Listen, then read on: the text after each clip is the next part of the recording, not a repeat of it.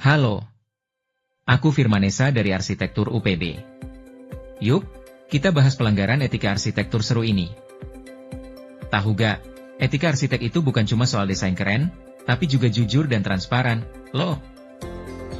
Di banyak proyek publik, sering muncul masalah kontrak dan biaya yang gak jelas, seperti proyek renovasi gedung pemerintah ini.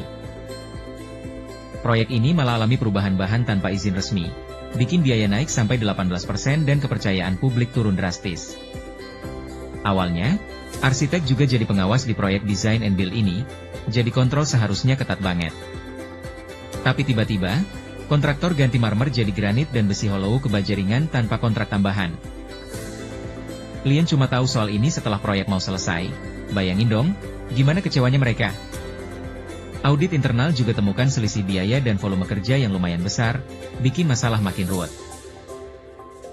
Arsitek bilang itu demi efisiensi, tapi gak ada bukti persetujuan resmi, ini sih bahaya banget.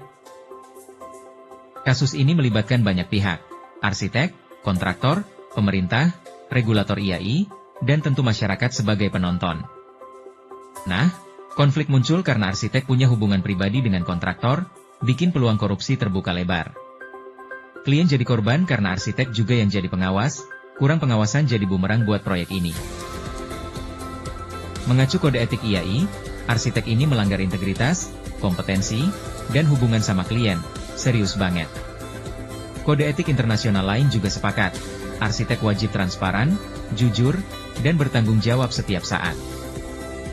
Konsekuensinya, bisa dapat sanksi IAI hingga cabut izin, ditambah tuntutan hukum dari klien. Kalau proyek publik, bahkan bisa kena sanksi pidana korupsi ringan, bikin masalah makin runyam dong. Solusinya?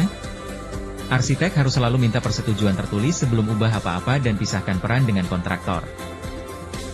Jaga dokumentasi transparan supaya semua pihak tahu perkembangan proyek tanpa ada rahasia gelap.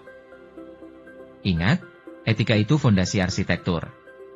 Tanpa kejujuran, hasil bagus pun bisa kehilangan makna dan kepercayaan. Terima kasih sudah nonton. Jangan lupa dukung karya arsitek muda Indonesia dengan like, share, dan subscribe ya.